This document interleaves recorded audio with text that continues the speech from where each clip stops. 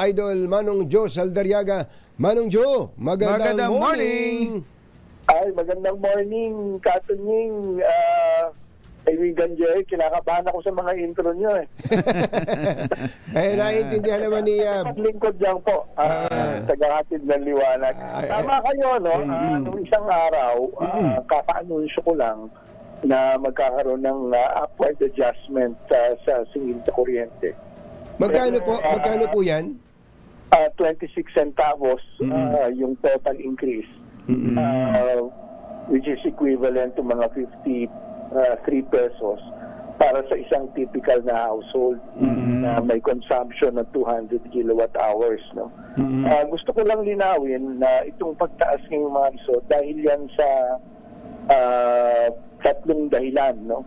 Una, natapos na kasi nagkaroon kami nung tinatawag na one-time refund o adjustment ng rate reset cost na nasa 23 centavos. Yan yung ipinatupad namin nung February at wala na yan ngayon, no? Yung downward movement na yon. Tumaas din yung transmission charge na binabayad naman ng Meralco sa NGCP. Operator, yung NGCP. Significant trend, no? 13 centavos yung tinaas. Dahil yan sa ancillary service charges nila, tumaas din, no? Tapos ikatlo, yung speed-in tariff allowance na tinatawag. Ito naman yung nire-remit Transco para ibigay din sa mga renewable energy developers, no? So, nasa 3.5 centavos naman yung increase na yan. Ito yung bagong fit-all rate, no? Kaya yung tatlong factors na yan ang naging cost nung increase. Mabuti na lang. Yung generation po, Manong Joe, yung generation charge, hindi tumaas? Bumaba. Bumaba. Buti na lang. Oo, bumaba siya. Mabuti na lang. At nang sa ganon, ang nangyari, na-mitigate kahit pa paano yung increase, no? Tapos gusto ko lang paliwanag, mga kumbansero, na yung Meralco rates, wala akong changes. Kasi tuwing mag-a-announce ako, ang daming comments dun, medyo may ilan pang nagagalit sa akin mismo. Nagpapaliwanag lang gusto ko lang i-emphasize, nagpapaliwanag lang ang inyong lingkod. Bagamat wala kaming hindi sa amin napupunta to, pero kami yun nasa dulo ng tama. Kayo taga-singil kasi. Kayo ang last touch, ano? Kaya lagi sinasabi, ang Meralco nagtaas na naman. Parang ganun lagi. Pero ang rates ng Meralco, Manong Joe, ay magkano ba? Yung distribution. Distribution charge namin, hindi pa yan tumataas in the past 10 years. Magkano? On the average po, nasa 1.35. 1.35. And yun yung 1 peso and 35 centavos. Pero Centavos. paniwanag ko lang, Katunying, Jerry, hindi pa yan gumagalaw o tumataas in the past 10 years. In fact, bumaba pa nga yan ng 3.6 centavos per kilowatt hour noong August 2022. Pero nag-file na kami para dun sa rate reset as mandated by law. Wantay namin kung ano yung magiging decision. So, most of the movements, actually, yung pinakamalaking component sa bill natin, more than 60% yan generation. Tapos, andyan yung transmission, andyan yung other charges, pati mga buwis. So, yun lang gusto kong paliwanag sa mga kababayan natin. Tama si Katunying, last mile kasi kami. Totoo. Kaya kailangan naming i-explain ito kahit hindi sa amin yung tumataas na component. Ang nakalagay kasi doon sa bill namin, Meralco, kaya kayo talaga. Ayun talaga ang masisisi yan. Kaya every month, whether up or down, nagpapatawag ako ng press briefing, pinapaliwanag ko, hinihimay ko isa-isa yung mga dahilan para rin sa kaalaman ng publiko. So ito po yung sa residential, 12 pesos and 29 centavos na ang per kilowatt hour. Tama po ba yan?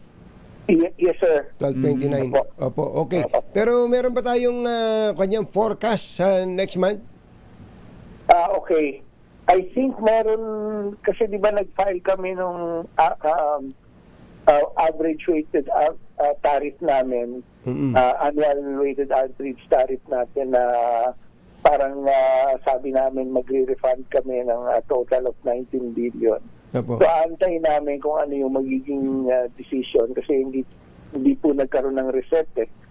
Kaya nung review namin yung rates namin, sabi namin sa regulator, itong 19 billion, we need to reflect this as refund to customers. So, nag-file na kami ng petition. So, inaantay na lang namin. Sakali po magkaroon ng decision dyan, that may impact on April. April. So, pababa. Ayun. Yan. Ayun. Item na pababa. Ay, salamat naman. Sakto yun, maganda yun dahil habang umiinit, lumalakas ang consumption natin, ma-offset ng refund na yan. Pero Manong Joe, ito papainit na karaniwang experience natin pag summer, kahit dito wala sa naman tayong summer, dito sa atin, ang dalas ng brownout.